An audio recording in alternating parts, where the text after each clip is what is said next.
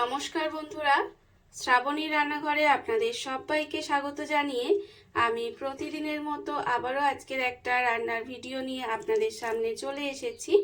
আজকের আমি আপনাদের ডালের বড়ি ছাড়া শুধুমাত্র ডাল দিয়ে আজকের আপনাদের পালং শাকের চচ্চড়ি বানিয়ে দেখাবো। আশা করি আপনাদের ভালো লাগবে। তার জন্য কিন্তু আমার পুরো ভিডিওটা আপনাদের দেখতে হবে। আর দেখা শুরু করার আগে একটা লাইক দেবেন, সুন্দর একটা কমেন্ট করবেন আর শেয়ার করতে ভুলবেন না। তাহলে চলুন আজকের আমি এই রেসিপিটা কিভাবে বানাচ্ছি সেটা আপনারা একবার দেখে নিন। রান্নাটা করার জন্য প্রথমে আমি এখানে দেখুন গ্যাসটা অন করে একটা কড়া বসিয়ে দিয়েছি। এইবারে আমি কড়ার মধ্যে দিয়ে দেব প্রথমে মুসুর ডাল।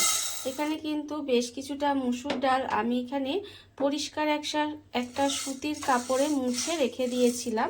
যেহেতু এই রান্নায় আমি ডালটা ধোবো না, তাই পরিষ্কার একটা সুতির কাপড়ে খুব ভালোভাবে মুছে নিয়েছি। তার কারণ ডালটা বাইরে থেকে কিনে আনা হয়, ডালের মধ্যে অনেক রকম নোংরা থাকে আর দেখবেন ডালের মধ্যে একটা সাদা সাদা পাউডারও লেগে থাকে। সেই জন্য কিন্তু এটাকে খুব ভালোভাবে কাপড় দিয়ে বেশ অনেকটা সময় ধরে মুছে নিয়েছি। এটা কিন্তু অবশ্যই মুছে নিতে হবে। আর এইবারে আমি ডালটাকে কড়ার মধ্যে দিয়ে গ্যাসটাকে একেবারে লো করে দিয়ে ডালটা প্রথমে ভেজে নেব। ডালটা কিন্তু প্রথমে খুব ভালোভাবে ভেজে নিতে হবে। আর আমি প্রতিদিনের মতো আপনাদের একটা কথাই বলবো যে প্লিজ আমার ভিডিওটা আপনারা টেনে টেনে দেখবেন না, পুরো ভিডিওটা দেখুন, আশা করি আপনাদের ভালো লাগবে। দেখুন ডালটা কিন্তু আমি একটু সময় নিয়ে এটাকে ভেজে নিচ্ছি। ডালটা আমার এখানে ভাজা হয়ে গেছে। ডালটা কিন্তু আমি একটু মুচমুচে করে ভেজে নিয়েছি। এইবারে আমি ডালটাকে আলাদা করে তুলে রেখে দেব। ডালটা কিন্তু আলাদা করে তুলে রেখে দিতে হবে। ডালটা আমি আলাদা করে তুলে রেখে দিয়েছি। এবার রান্নার জন্য দেব কড়াই সর্ষের তেল। এখানে কিন্তু রান্নাটা আমি সর্ষের তেলেই করব। তার জন্য কড়াই বেশ কিছুটা সর্ষের তেল দিয়ে দিলাম। দিয়ে তেলটাকে প্রথমে গরম হতে দেব। তেল আমার এখানে খুব ভালোভাবে গরম হয়ে গেছে। তেলটা কিন্তু প্রথমে খুব ভালোভাবে গরম করে নিতে হবে। এইবারে আমি এর মধ্যে দিয়ে দেব প্রথমে একটা শুকনো লঙ্কা। আমি একটু ভেঙে দিয়ে দিলাম। শুকনো লঙ্কাটা কিন্তু প্রথমে খুব ভালোভাবে একটু ভেজে নেব। এটা কিন্তু ভালোভাবে ভেজে নিতে হবে। এইবারে আমি এর মধ্যে দিয়ে দেব, দেখুন এটা প্রায় ভাজা হয়ে এসেছে। এবার এর মধ্যে দিয়ে দেব 5 ফোড়ন। এখানে কিন্তু 1 চামচের মতো আমি 5 ফোড়ন দিয়ে দিলাম। দিয়ে শুকনো লঙ্কা আর 5 ফোড়নটা খুব ভালোভাবে ভেজে নিতে হবে। শুকনো লঙ্কা 5 ফোড়ন থেকে যখন দেখবেন সুন্দর একটা গন্ধ বেরোচ্ছে, এটা কিন্তু অবশ্যই ভালো করে ভাজতে হবে। ফোড়নটা থেকে যখন সুন্দর একটা গন্ধ বেরোবে, এটা ভাজা হয়ে গেছে, তখন কিন্তু আমি এর মধ্যে দিয়ে দেব সবজিগুলো। এখানে সবজির মধ্যে আমার আছে আলু, বেগুন আর শিম। এখানে আমি শুধুমাত্র আলু, বেগুন আর শিম ব্যবহার করেছি।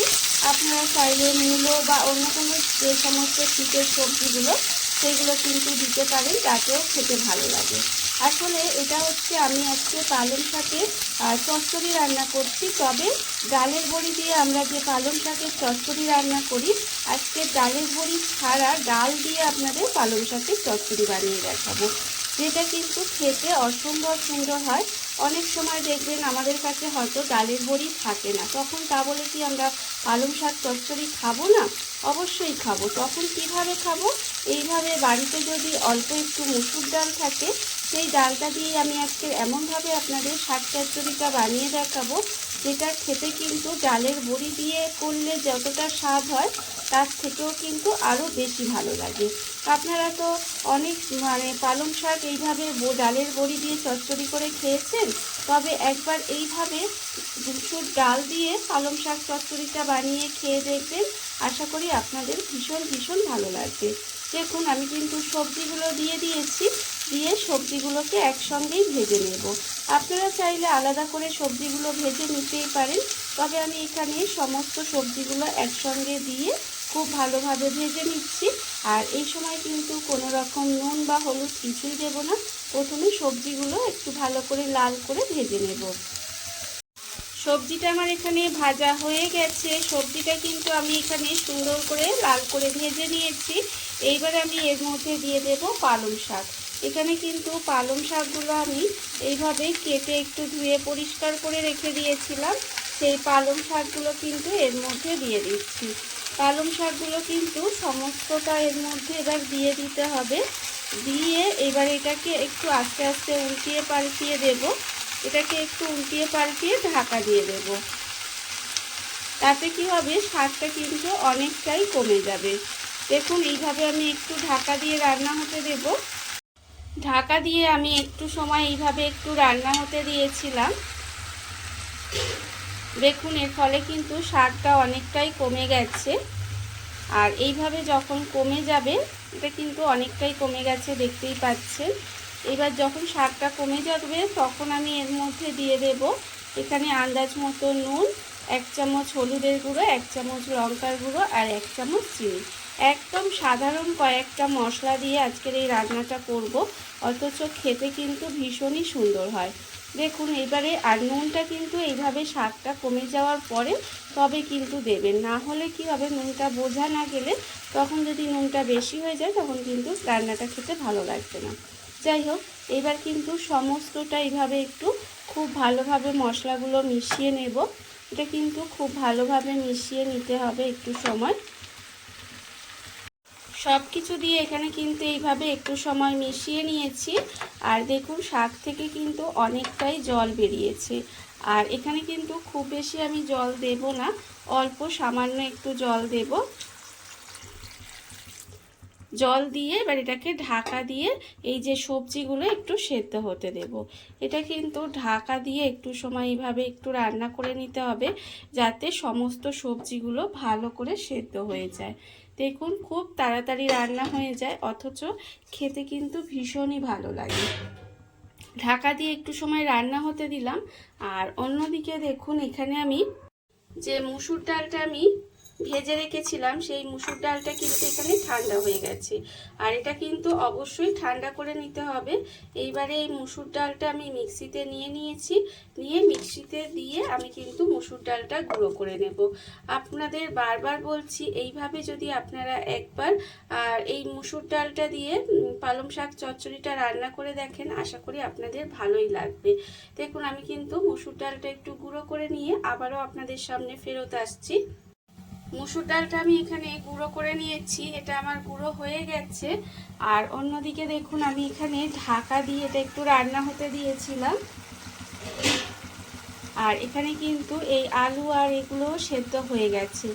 যখন দেখবেন এইভাবে একটু আলু আর সবজিগুলো আর শাকটা প্রায় সেদ্ধ হয়ে গেছে, সমস্ত কিছু দেখুন এখানে সেদ্ধ হয়ে গেছে, তখন কিন্তু আমি এর মধ্যে এই মুসুর ডালের গুঁড়োটা দিয়ে দেব।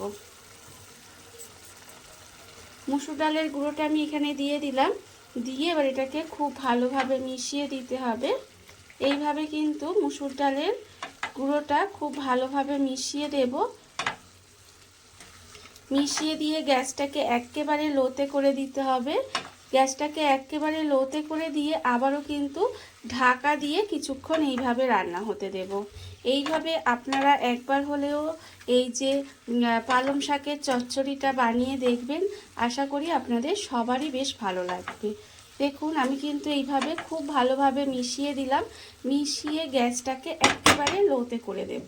গ্যাসটাকে লোতে করে দিয়ে আবারও কিন্তু ঢাকা দিয়ে 5 মিনিট মতো এইভাবে রান্না হতে দেব। ঢাকা দিয়ে আমি এটা 5 মিনিট মতো আবারও একটু রান্না হতে দিয়েছিলাম। আর দেখুন এখানে কিন্তু রান্না আমার হয়ে গেছে। দেখতে কতটা সুন্দর হয়েছে আপনারা তো দেখতেই পাচ্ছেন। আর দেখতে যতটা সুন্দর হয়েছে, খেতে কিন্তু তার থেকে অনেক বেশি সুন্দর হয় এই পালং শাক চচ্চড়িটা। দেখুন রান্না আমার রেডি হয়ে গেছে। এইবার আমি গ্যাসটা অফ করে দেব আর আপনাদের পরিবেশন করে দেখাবো ঠিক কেমন হলো।